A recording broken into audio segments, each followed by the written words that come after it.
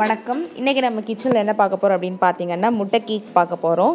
இப்போ அதுக்கு தேவையான பொருட்கள் பார்க்கலாம். 4 முட்டை எடுத்து வச்சுருக்கேன். அடுத்து 200 கிராம் பச்சரிசி மாவு, 200 கிராம் சர்க்கரை, சிட்டிகை அளவு உப்பு, கொஞ்சம் முந்திரி எடுத்துக்கோங்க.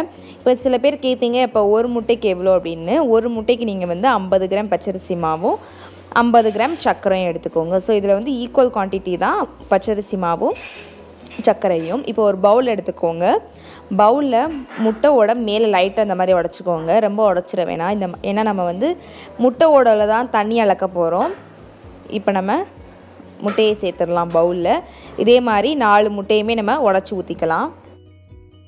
இப்போ 4 முட்டையுமே நம்ம ஆட் பண்ணியாச்சு. இப்போ இது கூட நம்ம முட்டை ஓடு அளவு தண்ணி சேர்த்துக்கலாம். ஸோ முட்டை ஓட்டில் நான் ஏன் மேலே உடைக்க சொன்னேன்னா இதில் தான் நம்ம தண்ணி அளக்க போகிறோம். ஸோ ஒரு முட்டைக்கு அந்த மாதிரி நீங்கள் முட்டை ஓட்டில் தண்ணியை ஊற்றி அளந்துக்கலாம். ஸோ 4 முட்டை ஊற்றிருக்கோம். இப்போ 4 வாட்டி நம்ம அது மாதிரி தண்ணி ஊற்றணும். இப்போ நான் உங்களுக்கு 2 வாட்டி தான் காட்டியிருக்கேன்.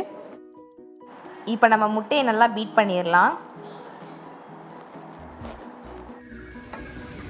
இந்த மாதிரி நல்லா பீட் பண்ணிக்கோங்க. இப்போ நம்ம சர்க்கரையை சேர்த்துடலாம். அடுத்து சிட்டிகை அளவு உப்பையும் சேர்த்துடலாம். பாருங்கள், நம்ம 4 முட்டை தான் போட்டோம். ஆனால் எவ்வளோதுக்கு வந்துச்சுன்னு பாருங்கள். இப்போ இதையும் நல்லா பீட் பண்ணிப்போம். சர்க்கரையையும் சேர்த்து இந்த மாதிரி நல்லா பீட் பண்ணிடுங்க சர்க்கரையையும்.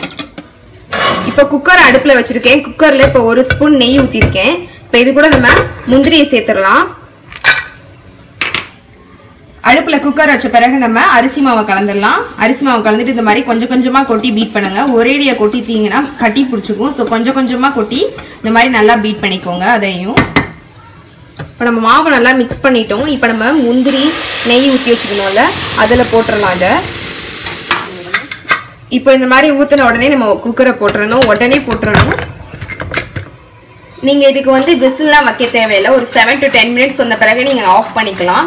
அடுப்பை நீங்கள் சிம்மிலே வச்சிடணும். சிம்மில் தான் அடுப்பு இருக்கணும். ஸோ 7 to 10 மினிட்ஸ்க்கு அப்புறம் உங்களுக்கு அந்த ஸ்மெல் வந்த பிறகு உங்களுக்கு தெரிஞ்சிடும் கேக் ரெடி ஆயிடுச்சுன்னு. ஸோ 7 to 10 மினிட்ஸ்க்கு அப்புறம் நம்ம இதை ஓப்பன் பண்ணி பார்க்கலாம். இப்போ 10 மினிட்ஸ் ஆயிடுச்சு. நம்ம ஓப்பன் பண்ணி பார்க்கலாம் கேக் எப்படி இருக்குது அப்படின்னு சொல்லிட்டு. இப்போ கேக் ரெடி ஆயிடுச்சுன்னு பார்க்குறதுக்காண்டி நம்ம ஏதாவது ஒரு ஷார்ப்பான ஏதாவது உள்ளே விட்டு பாருங்கள். நைஃபில் ஏதாவது ஒட்டி வராமல் இருந்துச்சுன்னா, கேக் மாவு ஒட்டாமல் இருந்துச்சுன்னா கேக் ரெடி ஆயிடுச்சுன்னு அர்த்தம். இப்போ கேக் ரெடி ஆயிடுச்சு. இப்போது குக்கரை எடுத்த பிறகு நம்ம மேலே ஒரு தட்டை எடுத்து வச்சுக்கலாம். தட்டை வச்சுட்டு அதை அப்படியே பின்னாடி குக்கரை திருப்பிடுங்க. திருப்பின பிறகு நம்ம குக்கரை தனியாக எடுத்துடலாம். குக்கர் அப்படியே மெதுவாக தனியாக எடுத்துடலாம்.